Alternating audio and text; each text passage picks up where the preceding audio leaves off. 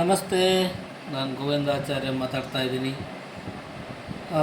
ನಾವು ಸಾಮಾನ್ಯವಾಗಿ ಏನಾಗುತ್ತೆ ಅಂದರೆ, ಆರ್ಗ್ಯಾನಿಕ್ ಯಾವುದೇ ಪದಾರ್ಥ ತೊಗೊಂಡ್ರೂ ಬಹಳ ಹುಳು ಬರೋದು ಬಹಳ ಬೇಗ ಇರುವೆ ಹುಳು ಬರೋದು. ಯಾಕಂದರೆ ಅದು ಕೆಮಿಕಲ್ ಇರೋದಿಲ್ಲಲ್ಲ, ಸೊ ಪ್ಯೂರ್ಲಿ ಆರ್ಗ್ಯಾನಿಕ್ ಆಗಿರುತ್ತೆ.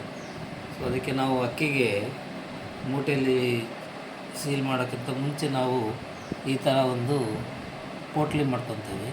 ಇದರಲ್ಲಿ ಹಿಂಗಿರ್ತದೆ ಮತ್ತು ಲವಂಗ ಇರ್ತದೆ. ಒಂದು ಸ್ವಲ್ಪ ಹಿಂಗು, ಆಮೇಲೆ ಸ್ವಲ್ಪ ಲವಂಗ ಹಾಕಿ ನಾವು ಅದನ್ನು ಈ ಪೋಟ್ಲಿನ ಮಾಡಿಕೊಂಡು ಆ ಅಕ್ಕಿ ಚೀಲದಲ್ಲಿ ಹಾಕ್ತೇವೆ. ಸೊ ದಟ್ ಅದರೊಳಗೆ ಹುಳ ಬರೋದಿಲ್ಲ. ಅದು ಹೇಗೆ ಮಾಡೋದು ಅಂತ ನಾನು ನಿಮ್ಗೆ ತೋರಿಸ್ಕೊಡ್ತೀನಿ ಈಗ. ಸೊ ಹಿಂಗೆ ನಾನು ಓಪನ್ ಮಾಡ್ಕೊತೀನಿ.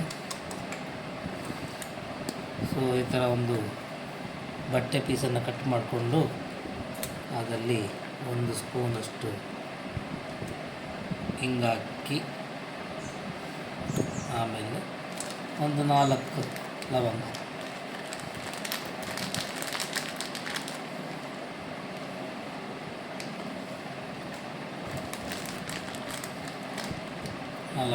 ಹಾಕಿ ಅದನ್ನು ನೀಟಾಗಿ ಮಡಚಿ ಪೋಟ್ಲಿ ಮಾಡಿಕೊಂಡು, ಆಮೇಲೆ ಅದು ದಾರ ಹಾಕಿ ಕಟ್ಟಿಬಿಟ್ಟು. ಇದರಿಂದ ಅಕ್ಕಿಯಲ್ಲಿ ಆಗಲಿ ಯಾವುದೇ ಧಾನ್ಯಗಳಲ್ಲಿ ಆಗಲಿ ಹುಳ ಬರೋದಿಲ್ಲ.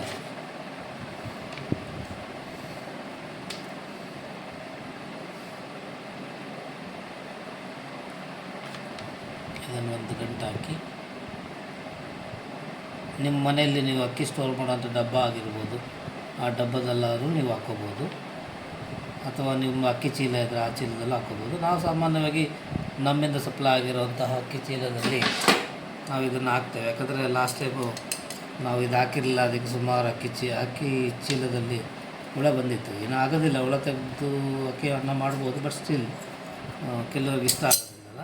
ಸೊ ಅದಕ್ಕೋಸ್ಕರ ಈ ಥರ ಪೋಟ್ಲಿ ಮಾಡಿಕೊಂಡು ಅಕ್ಕಿ ಚೀಲದಲ್ಲಿ ಹಾಕಿಬಿಟ್ರೆ ಆಯಿತು. ಧನ್ಯವಾದಗಳು.